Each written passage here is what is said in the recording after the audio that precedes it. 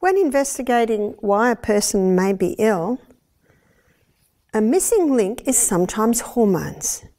So what I'd like to do in this lecture is I would like to have a look at hormones. I'd like to look at how they run. I'd like to look at what throws them out. And then I'd like to finish by showing you how you can bring back the balance. But let me begin by going through some of the symptoms of a person having a hormonal imbalance. For a female, some of the symptoms may be a girl getting her periods at a very young age. Normal is 16 to 18, but you hardly ever hear of that today.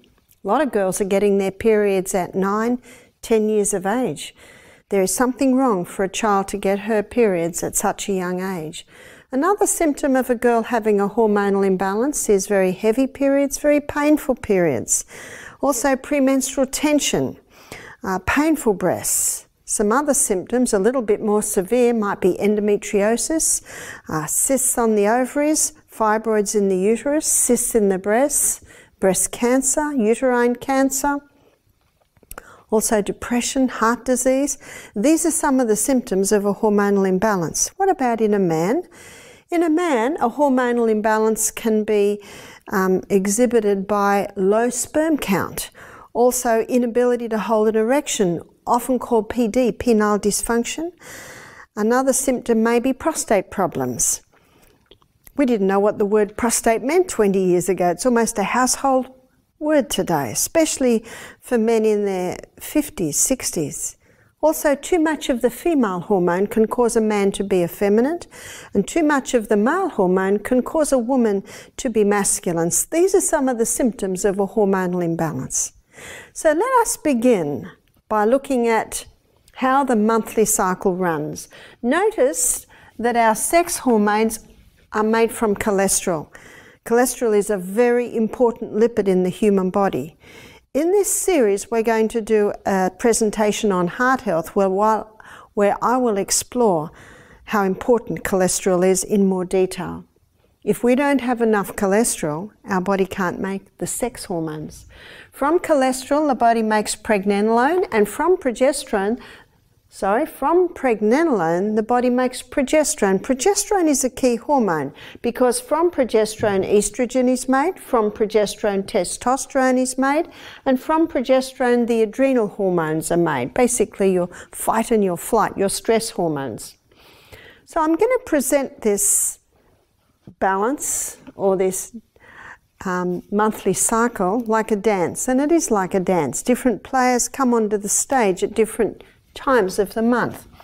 Progesterone in this dance is going to be wearing a green dress, and progesterone's nickname is happy hormone. So as you can see, this is pretty important. There's the old saying, happy wife, happy life. There are a lot of unhappy homes because of the woman having a hormonal imbalance. The other player in the dance is estrogen.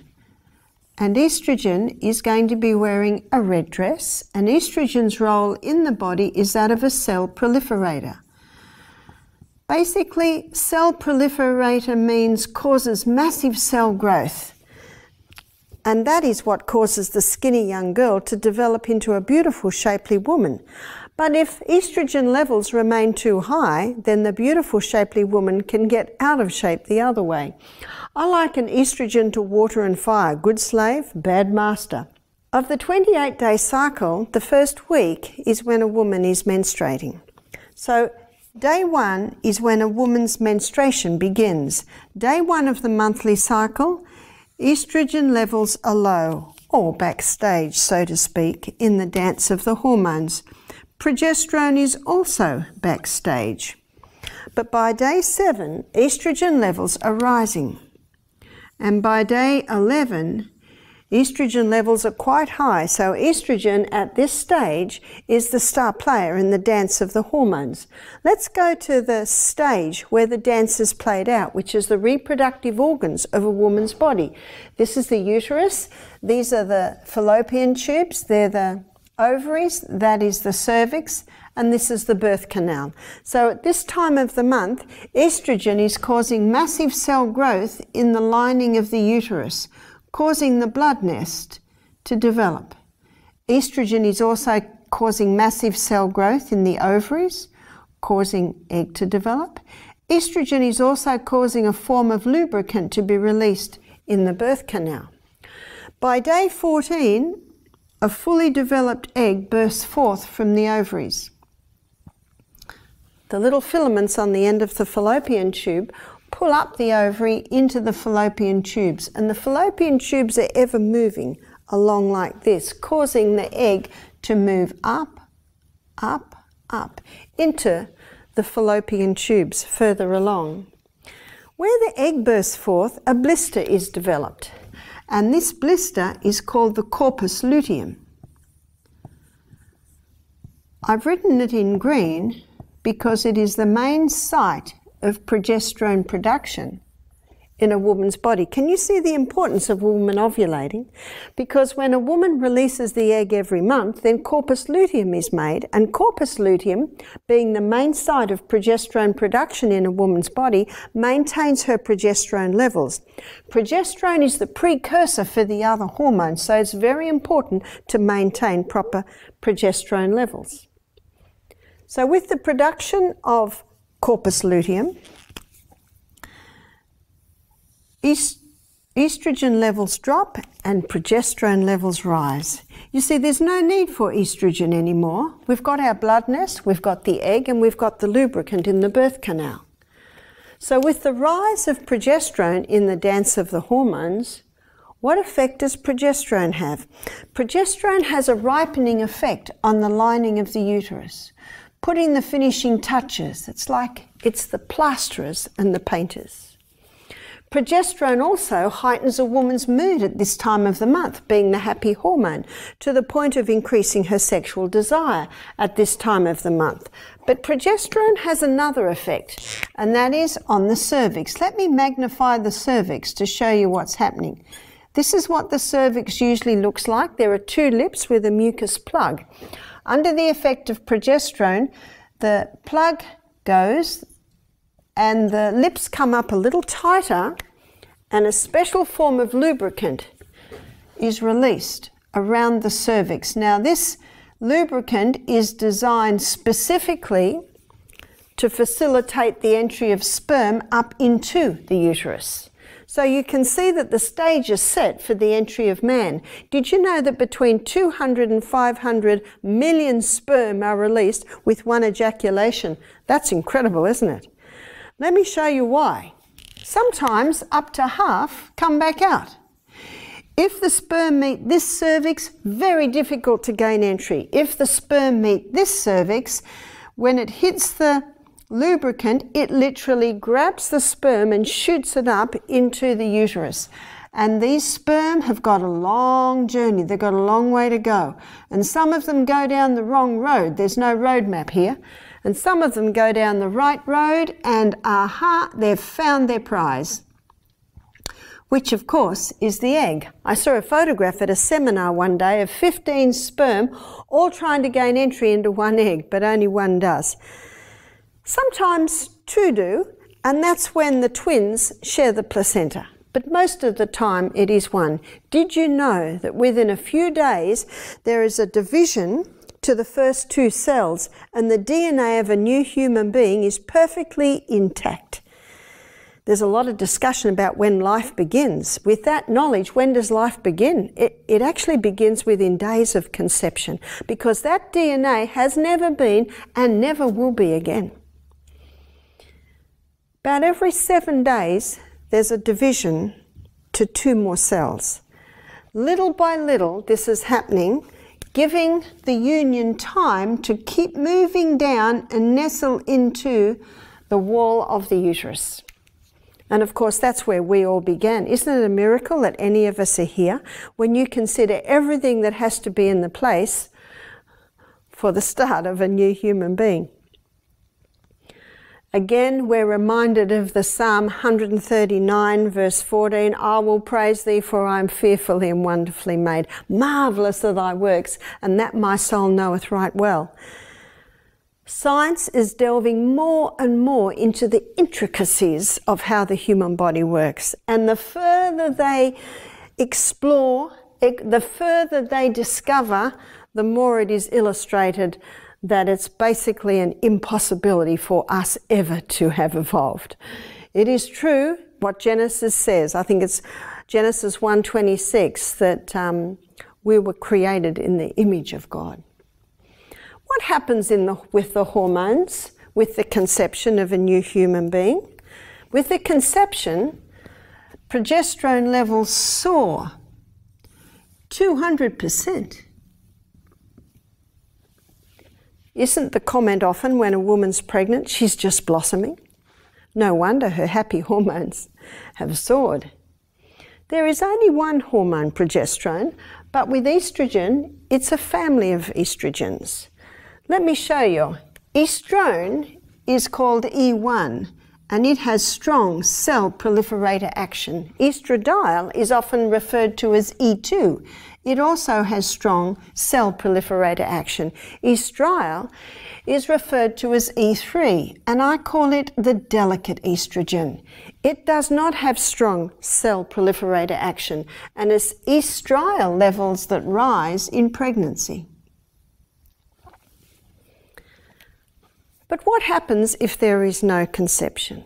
If there is no conception, by day 26, progesterone levels drop. And by day 26, estrogen levels drop. And when both of these levels drop, and in the dance of the hormones basically go backstage, then the blood supply to the uterus is cut. And when it is cut, the bloodness comes away, and we are once again at day 1 of the monthly cycle. That's how it should run. Unfortunately, there aren't many cycles that look like that today. And we're going to have a look at why that is so. But before we do, let me make a comment on sperm. When sperm enters a woman's body, her immune system rises to attack because it's an alien. But when sperm goes through the prostate gland of a man, it takes on an immune suppressant property. So when woman's immune system rises to attack sperm, the immune suppressant property of sperm knocks back woman's immune system and sperm survives. Otherwise, none of us would be here. But woman's body has memory, and every time her husband enters her, her immune system rises to attack and it says, oh, it's husband, we'll just stand back. And so sperm come through. But can you imagine how dangerous it can be for a woman to have multiple partners, and how dangerous it can be in the case of homosexuality? What about a pap smear? What is a pap smear? A pap smear is a little scrape or a little nick taken out of the cervix to test for abnormal cells. Let's say a woman has a pap smear, and that night she is intimate with her husband. Her immune system was busy healing that little scrape, and in the presence of sperm, the immune system has to stand back.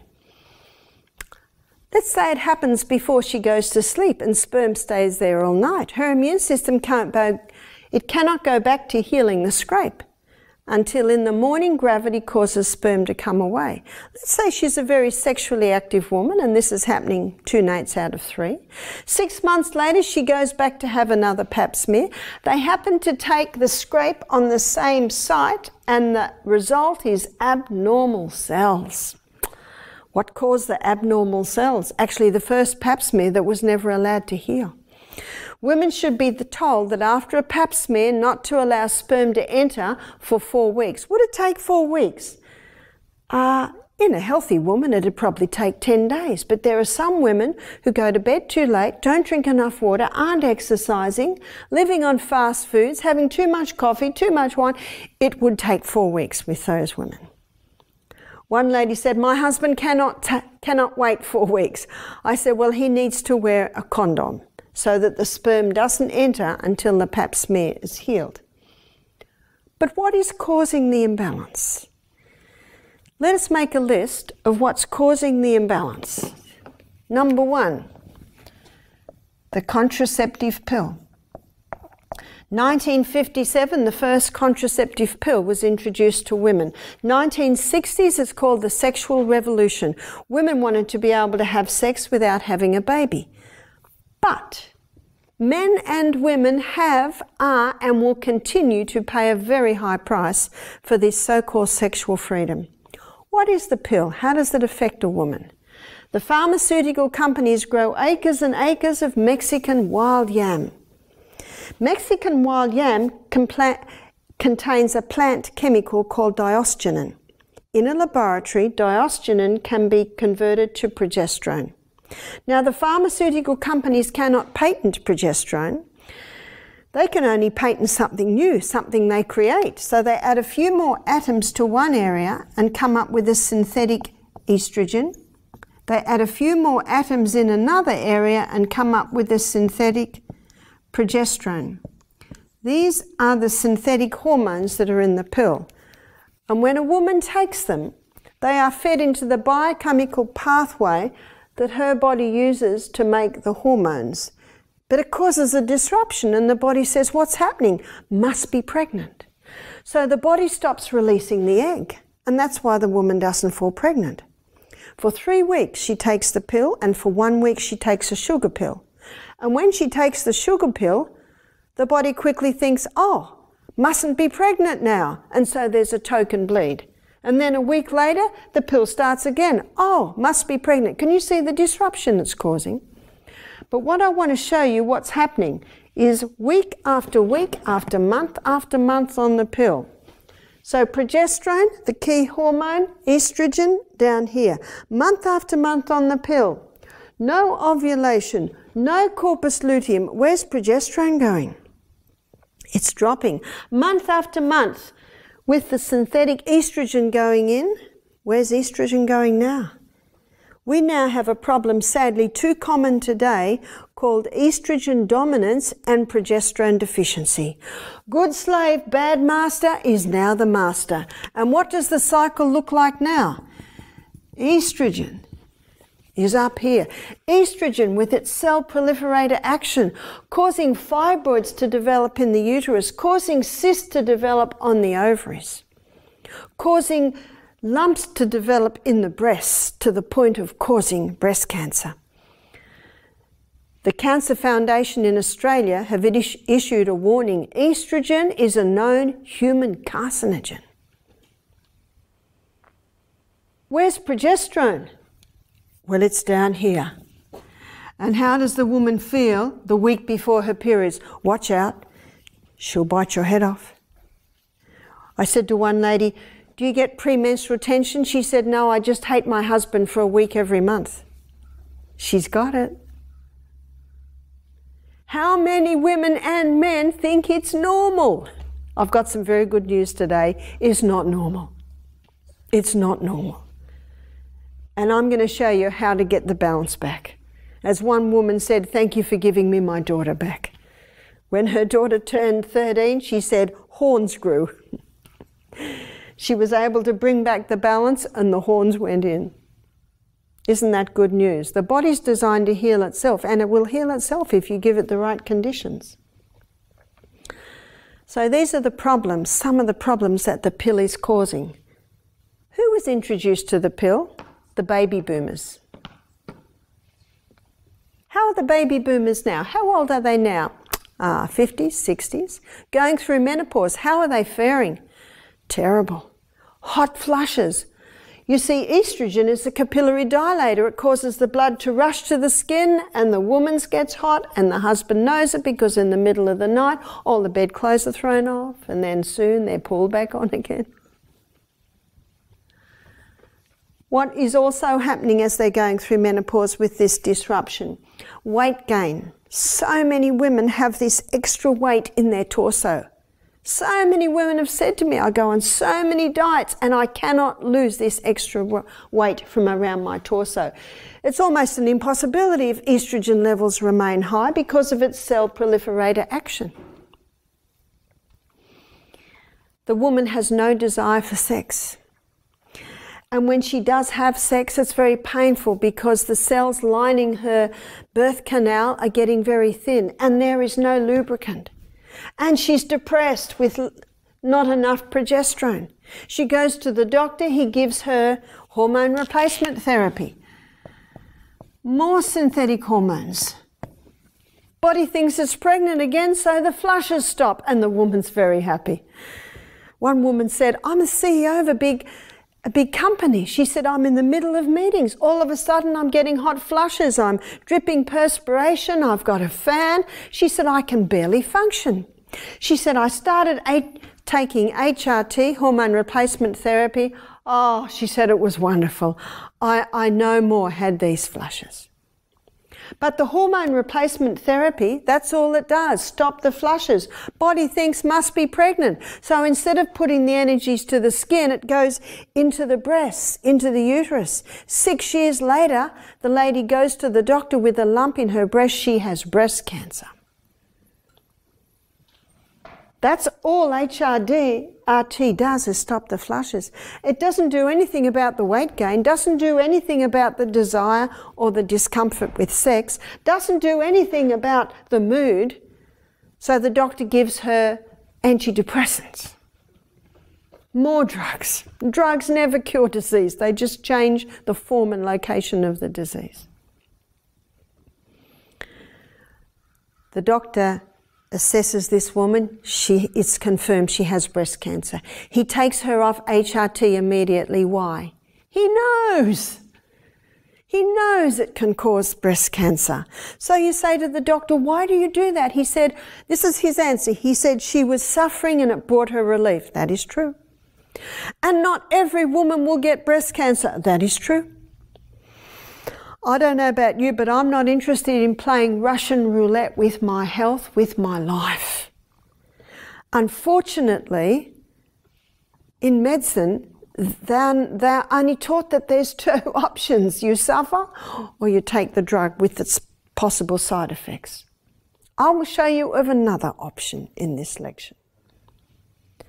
What also is causing the imbalance is meat.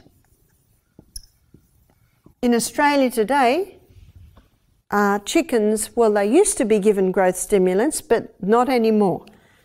So what they do now is they genetically modify the chicken to produce more estrogen.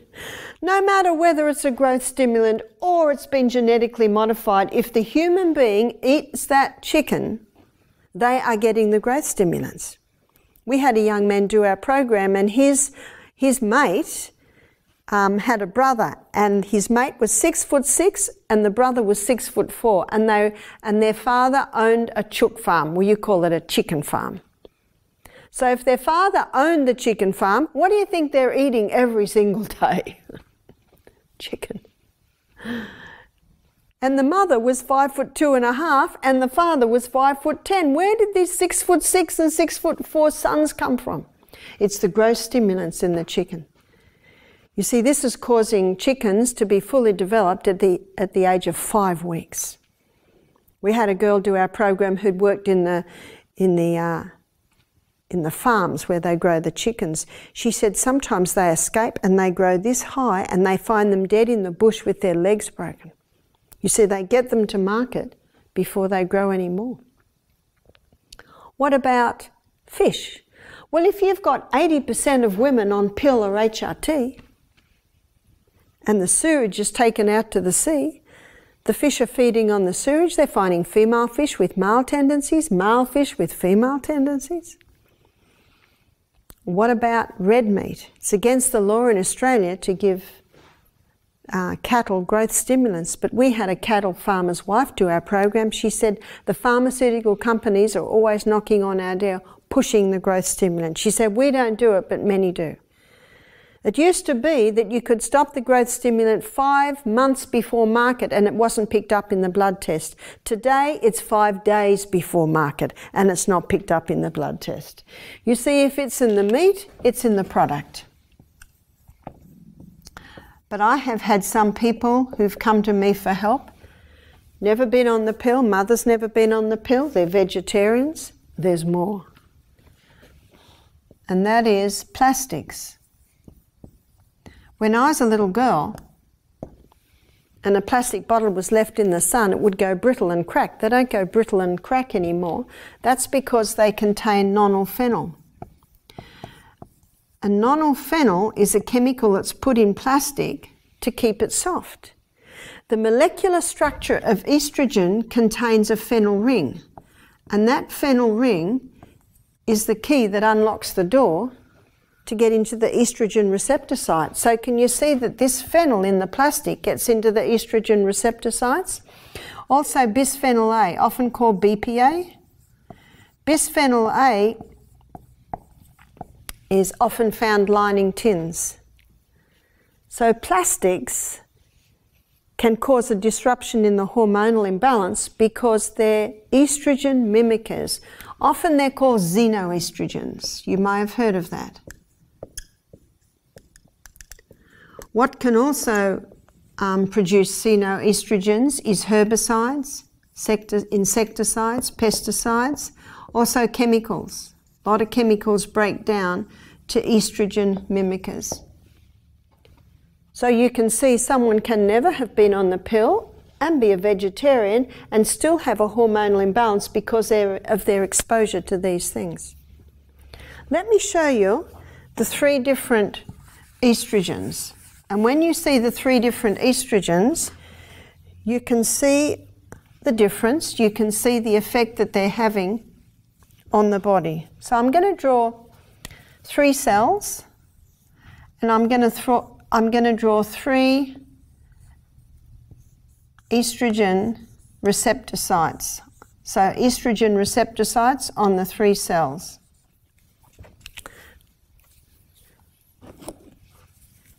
So this one here is going to be the xenoestrogen, and xenoestrogens are 20,000 times stronger than human estrogens. So they're big.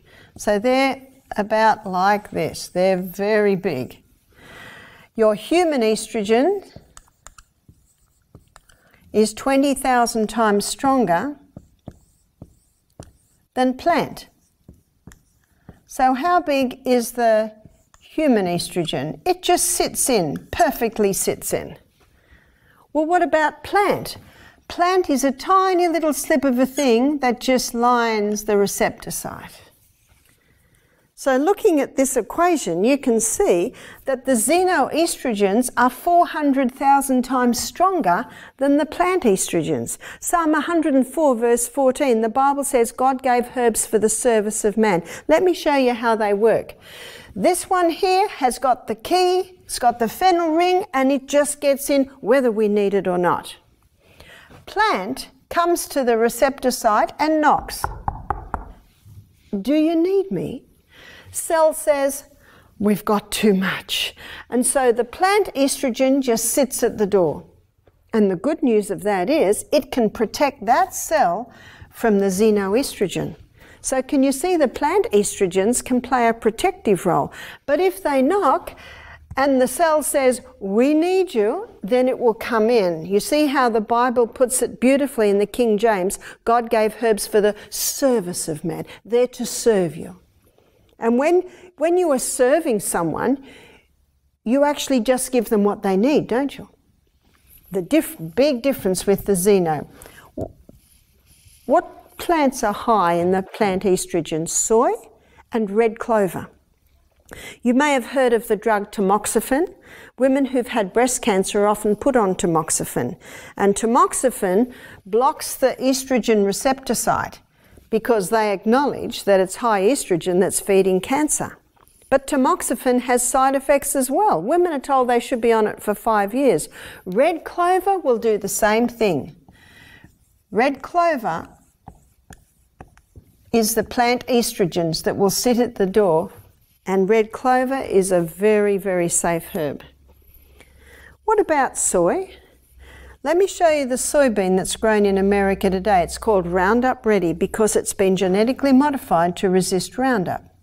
And before harvest, the field is sprayed with Roundup 5 times. So we've got 1, 2, 3, 4, 5 doses of Roundup. That is a dangerous soybean. But it's not dangerous because of the natural plant estrogens. It's dangerous because of the xenoestrogens it contains. So problem number 1, it's been genetically modified. Problem number 2, it is very high in the xenoestrogens. A friend of mine did a thesis on soy, And everyone says to her, tell us the story of soy. She said, very easy. God made it good, man mucked it up. End of story.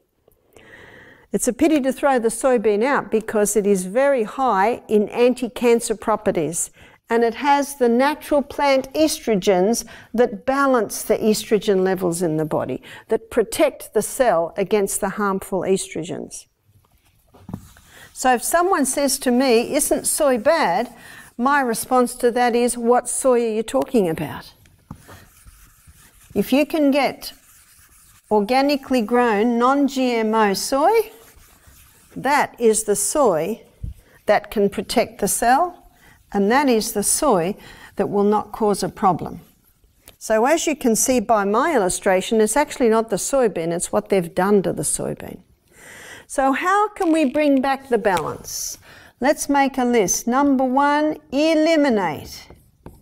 If you don't turn the tap off, you're still going to be mopping up in the other corner. Eliminate the pill. Eliminate HRT. So how are we going to stop having babies turning up all the time? There are 3 signs that a woman's body will give her that she is ovulating. Sex is 2-part, contraception should be 2-part. The woman's role, I believe, is to know when she's ovulating so she can say to her husband, I am safe or I am not safe. His role is to wear a condom or to master the art of withdrawal in that week when she is not safe. So let me show you the 3 signs. One sign is her temperature changes. A woman should take her temperature before she gets out of bed every morning, and she will find that it will do this. It'll drop and go up onto a higher plane. Now, when her temperature drops and goes up onto a higher plane, that is an indicator that she has begun to ovulate. And most women will ovulate around day 14 of the cycle. Taking the temperature allows a woman to define it. It might be day 13, it might be day 15.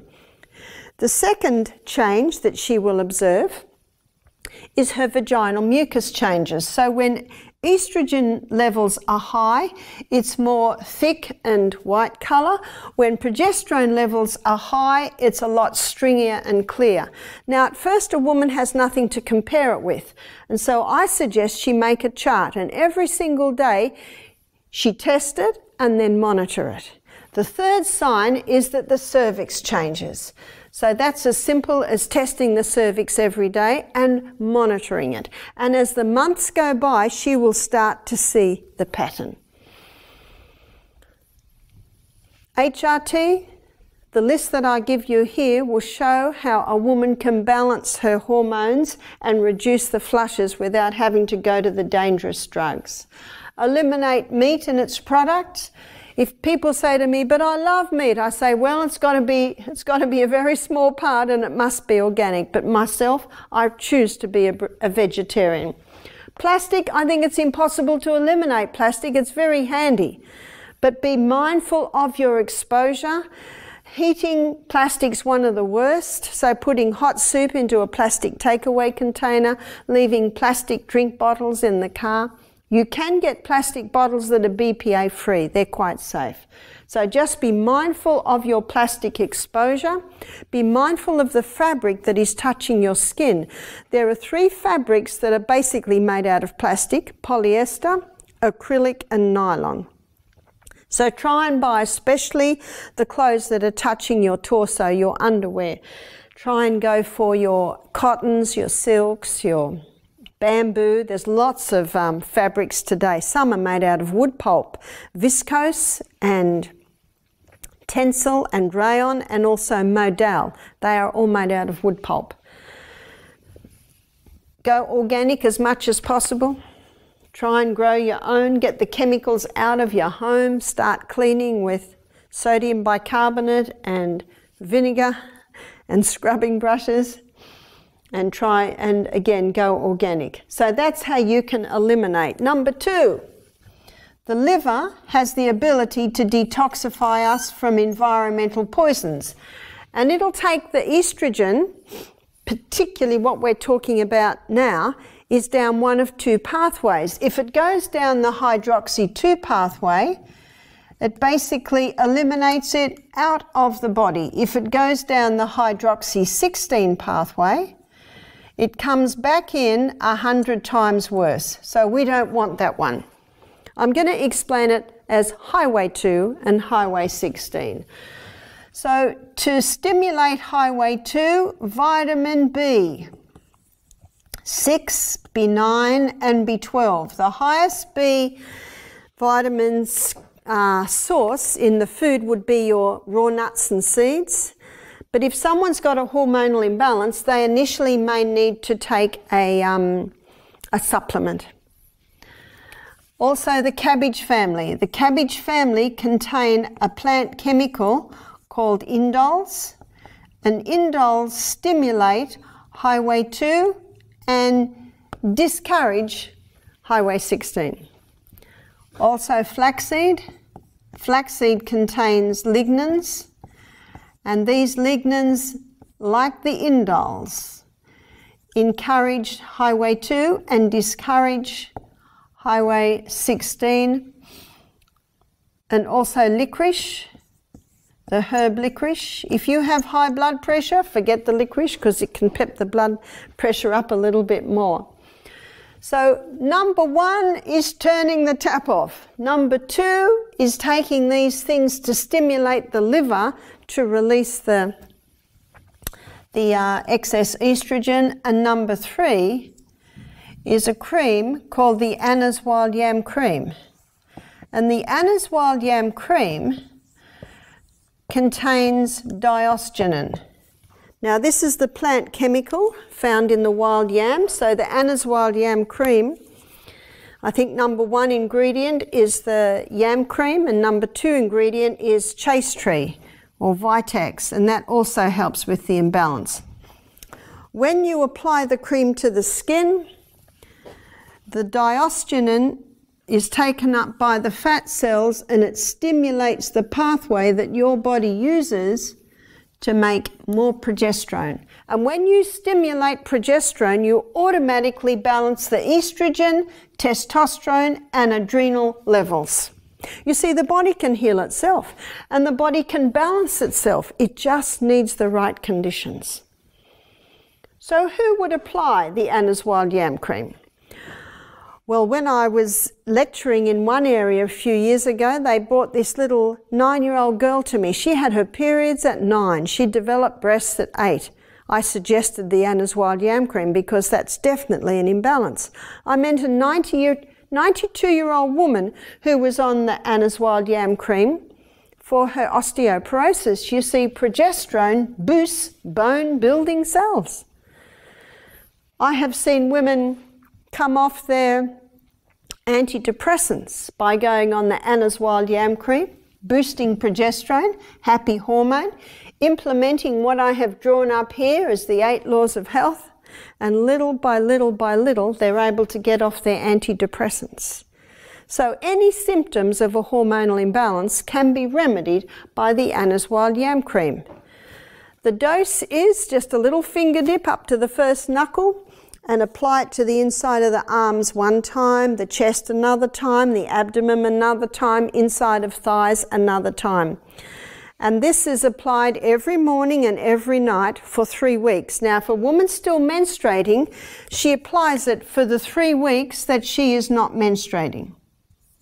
So she stops when the periods begin and she resumes maybe a day or 2 after her periods have stopped.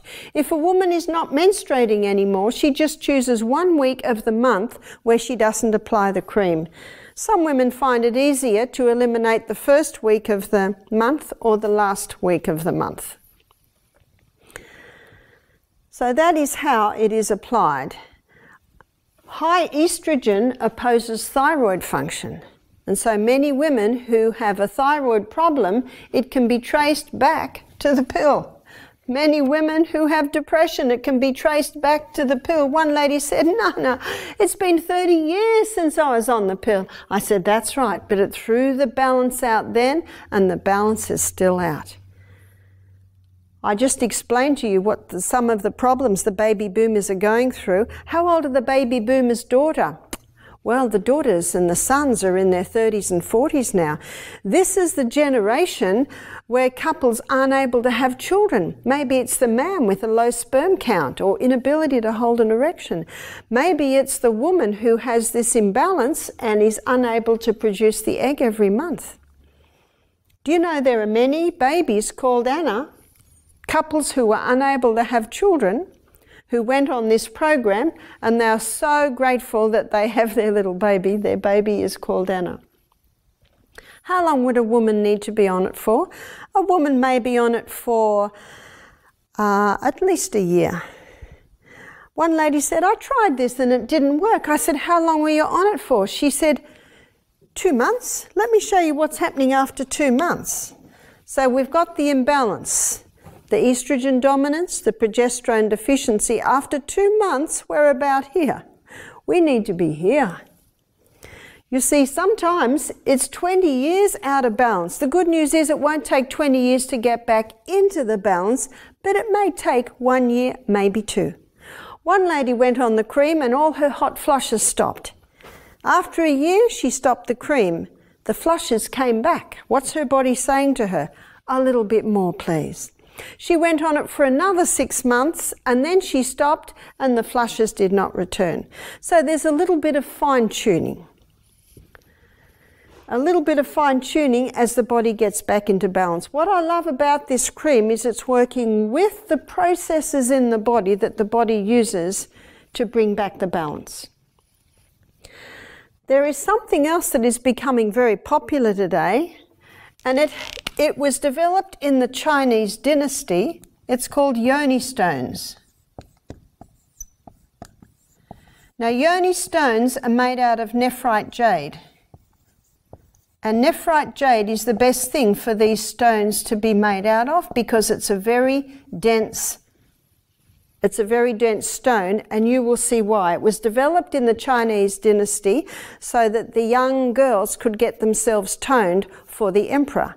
But women are finding today that they are bringing tone back into their vagina. Now, this is what some women have told me, that the tender cells that are lining the vagina, making it very difficult to have sex, are no longer tender. And because it's strengthening the muscles around this area, the lubricant returns. Let me show you what happens. So usually a woman will order a set of 3, and this may be the first one, and this may be the second one, and this may be the 3rd size. And there are little holes here that something like dental floss can be put in. And this yoni stone, so the largest one is inserted first, and that would sit just against the cervix like that. And a woman will begin by wearing it for 1 hour a day. A woman will insert it and hardly know it is there. And then for a whole week she would wear it for 1 hour a day. And then the second week she might wear it for 2 hours a day. The 3rd week, 3 hours a day, till she builds up to 5 or 6 hours. And she might wear it 5 or 6 hours a day for a few months before she goes to the 2nd stone. Sometimes these yoni stones are called kidney stones because of their ability to also strengthen the bladder and strengthen the kidney. I have known women who have conquered their incontinence by wearing the yoni stones, which is why they're called kidney stones. So once a woman's pelvic girdle, because it's all about the pelvic girdle. The pelvic girdle starts at the belly button and it goes through the legs to the coccyx. And many women, and men too, lose pelvic girdle strength. And this is so common today that unfortunately you'll see people get colon or bowel prolapse, uterine and vaginal prolapse, also bladder prolapse, because they've lost tone in their pelvic girdle. Now these yoni stones, because of the muscles having to hold that, it starts to strengthen the muscles. Let me give you some feedback that I've been getting. One woman, almost 40, she gave birth to twins, and ever since the birth of her twins, every time she laughs, every time she coughs, every time she has you know, any activity like that, she's a little bit incontinent. And she could never go on a trampoline or she'd be a little incontinent.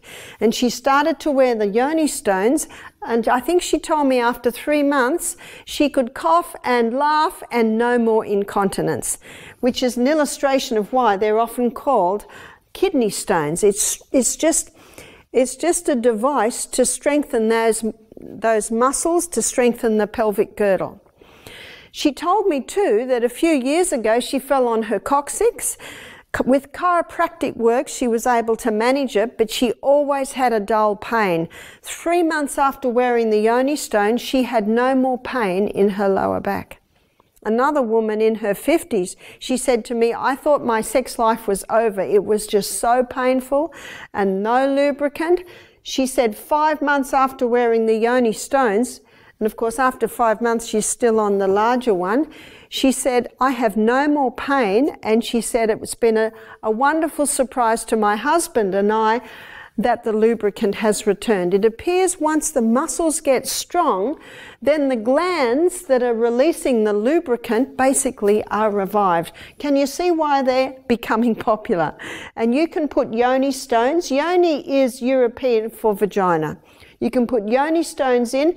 You will find some cheaper brands, but the best are the nephrite jade because it's a very dense stone. And as you can imagine, it needs to be dense so that there's no little crevices where microbes might try and develop in that warm environment. What I'm also finding is that men are being helped with the Anna's Wild Yam Cream. Anna's Wild Yam Cream also make a man one now. And this is some of the feedback I'm getting. One man said, excuse the French, but this cream has just put lead in my pencil. In other words, this man who's in his late 50s, he said, I'm now able to perform sexually. So it's helping the penile dysfunction. Another man, he had prostate cancer and he was taking a 3-monthly injection to get his testosterone levels down. So he made a decision to stop the 3-monthly injection because he was developing breasts in his late 60s and getting hot flushes from the injection.